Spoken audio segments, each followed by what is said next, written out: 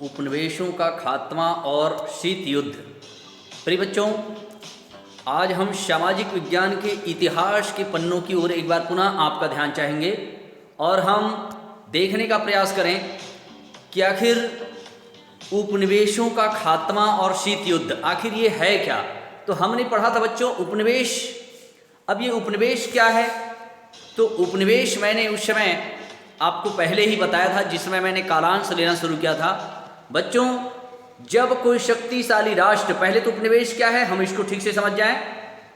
जब कोई शक्तिशाली राष्ट्र किसी कमजोर या दुर्बल राष्ट्र पर अपना आर्थिक, राजनीतिक या सामाजिक नियंत्रण स्थापित कर उसका शोषण करता है या उस पर नियंत्रण स्थापित कर लेता है तो वह उपनिवेशवाद कहलाता है।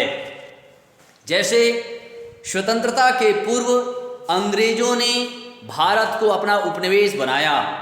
उपनिवेश बनाया माने क्या? गुलाम बना लिया। बच्चों, हमें 200 से भी ज़्यादा वर्षों तक अपनी औपनिवेशिक इस नीति के विरुद्ध लड़ना पड़ा है, तब जाकर हमें 15 अगस्त सन 1947 को आज़ादी मिली। और यह जो कालखंड है उपनिवेशों का खात्मा और शीत युद्ध। बच्चों, आप जानते हैं कि भारत और पाकिस्तान में उपनिवेशी शासन अगस्त 1947 में समाप्त हुई और ये दोनों देश स्वतंत्र राष्ट्र राज्य के रूप में स्थापित हुए। जब भारत ने हमें आज़ादी दी तो भारत को उसने खंडित कर दिया बच्चों, और हमारे अखंड भारत का सपना उस दिन टूट गया जब 14 अगस्त 1947 की अर्धरात्रि को भारत की स्वतंत्रता की घोषणा हुई और 15 अगस्त को जब हमें आज़ादी मिली तो अंग्रेजों ने एक ऐसा नासूर घाव दिया कि उसने भारत के 2 टुकड़े कर दिए और भारत पाकिस्तान जैसे 2 राष्ट्र का निर्माण हो गया। वैसे ही हम बात करते बच्चों 1945 इंडोनेशिया ने स्वतंत्रता की घोषणा की। 1947 में भारत और पाकिस्तान, 1948 में बर्मा और श्रीलंका आदि देश स्वतंत्र होते गए। 1949 में चीन में साम्यवादी क्रांति द्वारा स्वतंत्र गणराज्य स्थापित हुआ। इस तरीके से समय के साथ जैसे जैसे परिस्थितियां बदलती गई, हर देश धीरे धीरे आजाद होने लगा। परंतु बच्चों, जब भारत जैसे कमजोर या औपनिवेशिक राष्ट्रों को स्वतंत्रता मिली तो एक नया स्वरूप और सामने आया। अब वो नया स्वरूप क्या था? नया स्वरूप ये है कि बहुत सारे राष्ट्र स्वतंत्र तो हुए मगर वो आर्थिक रूप से बहुत कमजोर थे, पर कई साम्राज्यवादी देशों ने उन्हें आर्थिक सहायता के नाम पर अपने नियंत्रण में ले लिया। मतलब उसने कहा कि हम गुलाम नहीं बना रहे हैं, हम उसका साम्राज्य स्थापित नहीं कर रहे हैं, मगर क्या कर रहे हैं, हम ऐसे गरीब निर्धन राष्ट्रों की आर्थिक सहायता करना चाहते हैं और इसे ही विउपनिवेशीकरण का नाम दिया गया। मतलब स्वतंत्रता के बाद कुछ राष्ट्रों ने गरीब निर्धन कमजोर राष्ट्रों की आर्थिक सहायता के नाम पर उनसे अपना जो नियंत्रण बनाया उसे ही विउपनिवेशीकरण कहा जाता है। बच्चों, जैसा कि हमने पिछली कक्षा में पढ़ा था कि ब्रिटेन, फ्रांस, हॉलैंड, पुर्तगाल और जापान, ये सभी क्या है बच्चों? ये सभी हमारे प्रमुख साम्राज्यवादी देश हैं जिन्होंने अमेरिका, हमारी एशिया महाद्वीप और अफ्रीका के देशों में अपना उपनिवेश बनाकर रखा था। हमने यह भी पढ़ा था कि 18वीं सदी के अंत और 19वीं सदी की शुरुआत में उत्तर व दक्षिण अमेरिका के अधिकांश उपनिवेशों ने इन साम्राज्यवादी देशों से युद्ध करके स्वतंत्रता हासिल कर ली थी। और इस अध्याय में हम 1945 के बाद हुए विउपनिवेशीकरण के बारे में पढ़ने और जानने का प्रयास करेंगे बच्चों। तो हम देखते हैं द्वितीय विश्व युद्ध के बाद अंतरराष्ट्रीय स्थिति। बच्चों, हम भारत के लोग कभी युद्ध के पक्षधर नहीं रहे हैं, मगर हमें भी युद्ध में शामिल किया गया और हम युद्ध में शामिल हुए तो हमारी लालसा क्या थी?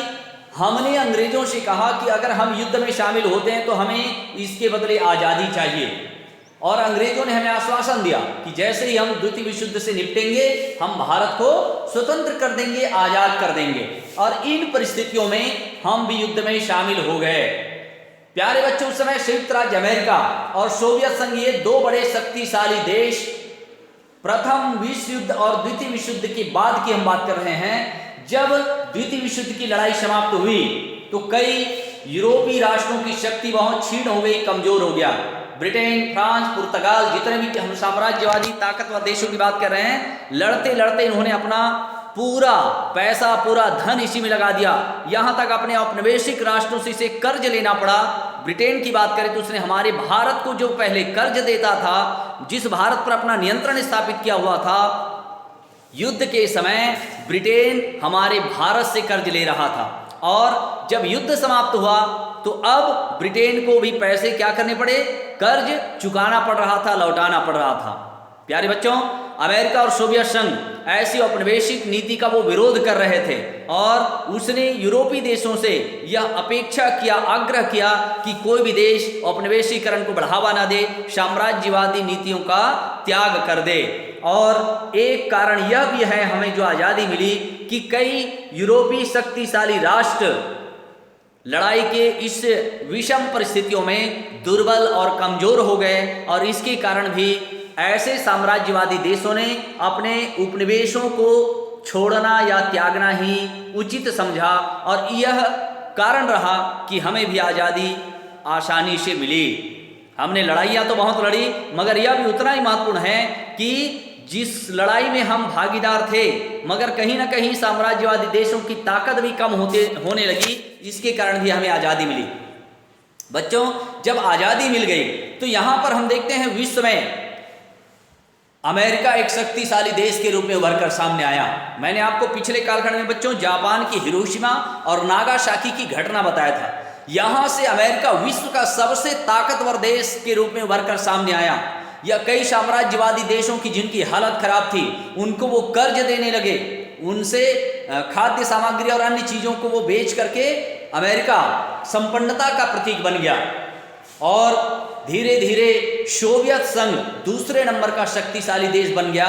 और ये दोनों देश अपने अपने कमजोर राष्ट्रों को क्या करने लगे, आर्थिक सहायता के नाम पर कहीं ना कहीं अपने नियंत्रण में लेने लगे और दोनों में प्रतिस्पर्धा बढ़ी। और दोनों की प्रतिस्पर्धा धीरे धीरे हम देखते हैं कि सोवियत संघ और अमेरिका के बीच की प्रतिस्पर्धा उपनिवेशीकरण की प्रक्रिया का गहरा असर डाला।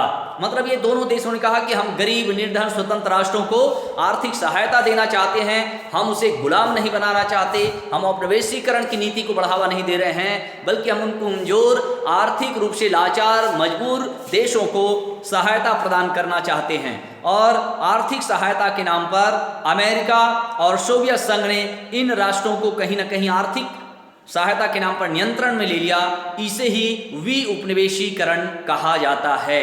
और बच्चों, विश्व में ताकतवर देश के रूप में अमेरिका और सोवियत रूस सामने आया और आज दोनों के बीच प्रतिस्पर्धा की लड़ाई है, स्वाभिमान की लड़ाई है। बात बात में दोनों देश एक दूसरे पर तंज कसते हैं, कमेंट्स करते हैं और इस तरीके से बातों बातों में जो युद्ध होता है उसे ही शीत युद्ध कहा जाता है। तो आज अमेरिका और सोवियत संघ में शीत युद्ध लगातार जारी है। मगर बच्चों, कई बार बातों बातों की लड़ाई, यह शीत युद्ध वास्तविक युद्ध में बदलने का भी खतरा उत्पन्न करता है। युद्ध के बादल मंडराते रहते हैं, इसे ही हम शीत युद्ध कहते हैं।